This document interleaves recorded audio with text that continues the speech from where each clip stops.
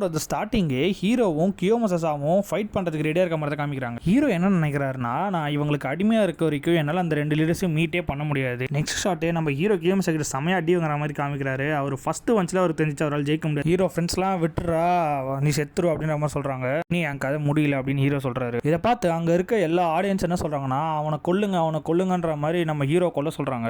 ஆக்கோனா எல்லாரும் தள்ளி விட்டு ஃப்ரண்ட்ல வந்து கியோமசாவை முறைச்சிக்கிட்டே ஒரு பாக்கிலேருந்து கத்தி எடுக்கிறாரு. திடீர்னு கிரௌட்ல இருக்க எல்லாருமே சைலண்ட் ஆயிட்டாங்க. நம்ம கியோமசாவும் ஒரு மாதிரி ஷாக்ல நிற்கிற மாதிரி காமிக்கிறாங்க. என்னன்னு பார்த்தா நம்ம ஹீரோ அவ்வளோ அடி வாங்கிட்டு இன்னும் என் கதை முடியல அப்படின்ற மாதிரி நின்றுருக்காரு. நம்ம ஹீரோ என்ன சொல்கிறாருன்னா, இன்னும் என் கதை முடியல, இது பத்தாது, என்னோட வீக்கான ஹார்ட்டை ஸ்ட்ராங் ஆக்க. இந்த 12 வருஷத்தில் எல்லாத்துலேருந்து நான் ஓடின்னு தான் இருந்தேன். நம்ம ஆக்கும்னா போதும் நிறுத்து தாக்கமிச்சு, நீ எவ்வளோ ஸ்ட்ராங்கிறத காமிச்சிட்ட, வெளியே வா மேட்ச்ல இருந்து அப்படின்ற மாதிரி கத்துறாரு. நம்ம ஹீரோவா எனக்கு ஒரு காரணம் இருக்கு, என்னால் இதுலேருந்து பின் வர முடியாது அப்படின்ற மாதிரி சொல்லிட்டு நம்ம கியோமசாவை பார்த்து, நீ ஜெயிக்கணும்னா என்னை சாவடிச்சு தான் ஆகணும் அப்படின்ற மாதிரி சொல்கிறாரு. நான் தோக்க மாட்டேன், நான் என்னத்தை அவள் காப்பாற்றி ஆகணும் அப்படின்ற மாதிரி நினைக்கிறாரு. அதுக்கு அந்த கியோமசா என் பேட்டை கொண்டு அப்படின்னு அங்கே இருக்கவங்க கிட்ட சொல்லிட்டு, நான் உன்னை இப்பயே கொண்டுற அப்படின்னு நம்ம ஹீரோ கிட்ட சொல்கிறாரு. கியோமசா அவங்க கிட்ட சீக்கிரம் என் பேட்டை எத்தனுவாங்க அப்படின்ற மாதிரி கத்தினே இருக்கும்போது திடீர்னு இன்னொருத்தவங்க, ஏய் கியோமசா ஏன் எல்லாரும் பயமுத்துற அப்படின்ற மாதிரி கூப்பிடுறாங்க. இதை யார் சொல்கிறாங்கன்னு பார்த்தீங்கன்னா, டோக்கியோ மஞ்சி கேங் இருக்குல்ல, அதோட வைஸ் கமாண்டர் தான் கூப்பிடுறாரு. அவர் பேர் என்ன, ரியூ குஜி கென்னு.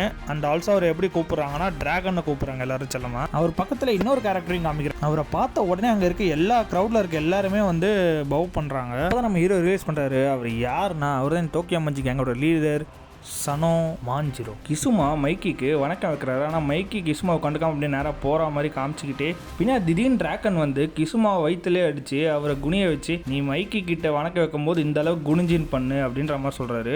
மைக்கி நேராக நம்ம ஹீரோ கிட்ட வந்து உன் பேர் என்ன அப்படின்ற மாதிரி கேட்குறாரு. நம்ம ஹீரோவும் ஹனாகாக்கி டாக்கமிச்சின்னு சொல்கிறாரு. அதுக்கப்புறம் மைக்கி ஒன்று கேட்குறாரு, நீ உண்மையிலுமே மிடில் ஸ்கூல் தான் படிக்கிறியா அப்படின்ற மாதிரி கேட்குறாருங்க நம்ம ஹீரோவை பார்த்து. தாக்கமிச்சி நீலேருந்து நீ என்னோட ஃப்ரெண்டு அப்படின்னு சொல்லிட்டு மைக்கி போகிறாரு. நம்ம ஹீரோவை ஆண் முழிக்கிறாரு. நேராக நம்ம மைக்கி போய் கிசுமா கிட்ட போய், இது எல்லாத்தையும் நீங்கள் தான் நத்துறீங்க அப்படின்ற மாதிரி கேட்குறாரு. அவர் ஆமான்னு சொன்ன அடுத்த செகண்டே மைக்கி கிசுமா ஃபேஸ்க்கு ஒரு கிக்கை விட்டுட்டு அவர் ஃபேஸ் பிடிச்சி நல்லா அடிச்சு, நீ யாரா அப்படின்ற மாதிரி கேட்குறாரு நம்ம மைக்கி. கிசுமாவை படுக்க போட்டு, இந்த மாதிரிலாம் கேவலமாக பெட்டிங் மேட்ச்லாம் நடக்காதீங்கடா, அசிங்கமாக இருக்குது, டோமானோட பேரை இறக்காதீங்க, அதோட கௌரவத்தை இறக்காதீங்க அப்படின்ற மாதிரி சொல்லிட்டு அப்புறமா பாப்பா தாக்கமிச்சுன்னு சொல்லிட்டு அவங்க கிளம்பிடுறாங்க. நெக்ஸ்ட் டேவே நம்ம ஹீரோ கிளாஸில் உட்காந்ததுக்கப்புறம் நான் என்ன தாண்டா பண்ணணும் அப்படின்ற மாதிரி யோசிச்சுக்கிட்டே இருக்கும்போது திடீர்னு மைக்கி கிளாஸ் ரூம்க்கே வந்துடுறாரு. வா தாக்கமிச்சு நம்ம போய் விளாட்லாம் அப்படின்றாரு. நம்ம ஹீரோவா செம ஷாக்கு. வெளியே வந்து பார்த்தா ஹீரோ, டிராகன் அப்புறம் மைக்கி இருக்காங்க. என்னப்பா நல்லா இருக்கே அப்படின்ற மாதிரி நம்ம ஹீரோவை கேட்குறாங்க. அங்கே இருக்க மற்ற ஸ்டூடெண்ட்ஸ் எல்லாரும் ஆச்சரியமாக பார்த்துட்டு இருக்காங்க. நம்ம ஹீரோவா இதுதான் என்னோட சான்ஸ், நான் இதை வச்சு தான் எப்படியும் அவங்ககிட்ட க்ளோஸ் ஆகணும் அப்படின்ற மாதிரி யோசிச்சுட்டே இருக்காரு. சரிவா நம்ம எல்லாரும் வெளியே போகலாம் அப்படின்ற மாதிரி மைக்கி நம்ம ஹீரோ கூட்டின்னு போறாரு.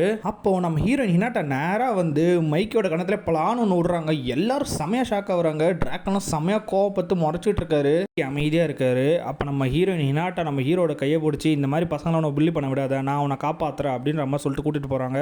ஆனால் நம்ம ஹீரோயினே ஆல்ரெடி கை நடுங்கிதான் இருக்குன்றத நம்ம ஹீரோ நோட் பண்ணுறாரு. அப்போ நம்ம டிராகன் வந்து நம்ம ஹீரோயினை பிடிச்சி, என்ன உன்னை கொலை பண்ண வச்சிடாத, நீ வந்து நேராக அவனை அடிப்ப, அப்படி நீ மாட்டு போயிட்டே இருப்ப, உன்னை யாரும் நினச்சிட்டு இருக்க அப்படின்ற மாதிரி டிராகன் கேட்குறாரு. நம்ம ஹீரோயினும் திரும்பி, நீ உன்னை யாரும் நினச்சிட்டு இருக்க, நீங்கள் பார்த்து ஸ்ட்ரைட்டாக ஸ்கூலில் வந்து அவனை ஃபோர்ஸ் பண்ணி கூட்டிட்டு போக பார்க்குறீங்க, இப்படி தான் ஃப்ரெண்ட்ஸுங்க பண்ணுவாங்களா அப்படின்ற மாதிரி கேட்குறாங்க. அந்த டாக்கமிச்சி இப்போலாம் எப்போ பார்த்தாலும் அடி வாங்கிட்டே வரான், எப்போ பார்த்தாலும் இன்ஜூர்டாகவே இருக்கான், அதுக்கெல்லாம் காரணம் நீங்கள் 2 பேர் தான் தெரிஞ்சுதுன்னா இதுக்கு நான் ஒரு முடிவு கட்டாமல் விட மாட்டேன் அப்படின்ற மாதிரி சொல்கிறாங்க நம்ம ஹீரோயின். அப்போது நம்ம ஹீரோ டாக்கமிச்சு டிராகன் மேலே கையை வச்சு, அவளோட கையை விடுடா அப்படின்ற மாதிரி சொல்கிறாரு. நம்ம டிராகனா என்ன சொன்ன புரியல, திரும்பி சொல்லு அப்படின்ற மாதிரி கேட்குறாரு. நம்ம ஹீரோவா லைட்டாக ஜர்க்காக வர்றாரு. அப்போ இந்த சீன் தாங்க நம்ம ஹீரோவோட மைண்டுக்கு வருது. அடுத்த செகண்டே நம்ம ஹீரோ கோமா, அவளோட கையை விடுடா அப்படின்னு சொல்லிக்கிட்டு, இந்த வாட்டி நான் அவளை நிச்சயமாக காப்பாற்றுவேன் அப்படின்ற மாதிரி ப்ராமிஸ் பண்ணியிருக்கேன் அப்படின்ற மாதிரி சொல்கிறாரு. அப்போ நம்ம டிராகன் திரும்பி, நீ உன்னை யாருன்ற நினச்சிட்டு இருக்க அப்படின்ற மாதிரி கேட்குறாரு. ஒரு சில விஷயத்தில் நான் திரும்பி இழக்கிறதுக்கு விரும்பல அப்படின்ற மாதிரி நம்ம ஹீரோ சொல்கிறாரு. அடுத்த செகண்டே நம்ம மைக்கி, நான் கூட நம்ம ஃப்ரெண்ட்ஸாக இருக்கலாம்னு நினச்சேன், ஆனால் இப்போ உண்மையான கொஸ்டின், நீ எப்படி சாவ விரும்புற அப்படின்ற மாதிரி நம்ம மைக்கி கேட்குறாரு. நம்ம ஹீரோ அதுக்கு, நீ எனக்கு ஒரே ஒரு ப்ராமிஸ் மட்டும் பண்ண, இனாட்டா மேலே நீங்கள் கையை வைக்காதீங்க, அவளை விட்டுருங்க அப்படின்ற மாதிரி சொல்கிறாரு. அதை பற்றில எனக்கு கவலை இல்லை அப்படின்னு சொல்லிட்டு நம்ம மைக்கி ஹீரோ ஓங்கி அடிக்க வராரு. பக்கத்தில் வந்து சும்மா தான் காமெடிக்கு பண்ண அப்படின்ற மாதிரி சொல்லி சிரிக்கிறாரு. உன்னை ஈஸியாக ப்ராங்க் பண்ணிடலாம் போலே தாக்கமிச்சின்னு சொல்லிட்டு போகும்போது, நான் போய் ஒரு பொண்ணை அடிப்பேனா அப்படின்ற மாதிரி கேட்டு போகிறாரு.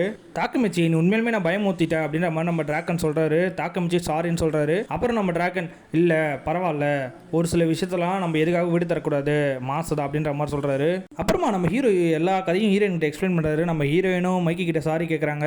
பரவாயில்ல இருக்கட்டும், இருந்தாலும் என்ன அப்படின்ற மாதிரி மைக்கி சொல்கிறாரு. அதுக்கப்புறம் அவர் என்ன சொல்கிறாருன்னா, நீ லவ் பண்ணுறவங்களாக என்ன வேணால் பண்ணலாம், கரெக்டாக தான், பட் அது எல்லா டைமும் எல்லாருக்கிட்டையும் பண்ணிட்டு இருக்காது, சம்டைம்ஸ் அது உனக்கே பிரச்சனை ஆகிடும் அப்படின்னு சொல்லிட்டு அப்புறம் இந்த மாதிரி பொண்ணு கிடைக்கிறதுலாம் ரொம்ப ரேரு, இவ்வளோ பத்திரமா பார்த்துக்கோ அப்படின்ற மாதிரி சொல்கிறாரு. நெக்ஸ்ட் ஷாட்டே நம்ம ஹீரோ, மைக்கி, ட்ராக்கன் 3 பேர் சைக்கிளில் போகிற மாதிரி காமிக்கிறாங்க. அப்போ நம்ம ஹீரோ என்ன வச்சுக்கிறாருன்னா, டோக்கியோ மஞ்சுன்னு ஒரு ஈவில் ஆர்கனைசேஷன் இருக்கும், அது என்ன வேணால் பண்ணுவாங்க அப்படின்ற மாதிரி யோசிக்கிட்டே இருக்கும்போது அப்புறம் தான் அவருக்கு திடீர்னு ஷேக் ஆகுது. கியோமசா கிட்ட இந்த மாதிரிலாம் பெட்டிங்லாம் பண்ணாதன்னு சொன்னது, ப்ளஸ் இனாட்டா அடிச்ச அப்புறமும் நான் ஒரு பொண்ணு மேலே கை வைக்க மாட்டேன் அப்படின்னு சொன்னது, இந்த மைக்கி தான் அந்த கொடூரமான டோக்கியோ மஞ்சு கேங்கோட தலைவனா அப்படின்ற மாதிரி டவுட் வருது நம்ம ஹீரோக்கு. அப்புறம் நம்ம ஹீரோ மைக்கி கிட்ட உனக்கே என்ன பிடிச்சது அப்படின்ற மாதிரி கேட்குறாரு. அதுக்கு மைக்கியும், எனக்கு ஒரு அண்ணன் இருக்கான், ஆனால் இப்போ அவன் இல்லை, அவன் எப்பயுமே எதையும் பற்றி யோசிக்க மாட்டான், அவனோட பெரிய பெரிய ஆளுங்கிட்டலாம் போய் சண்டைக்கு போயிடுவான் ஈஸியாக, நீ அவனை தான் எனக்கு ஞாபகப்படுத்துகிற தாக்கமிச்சு அப்படின்னு நம்ம மைக்கி சொல்கிறாரு.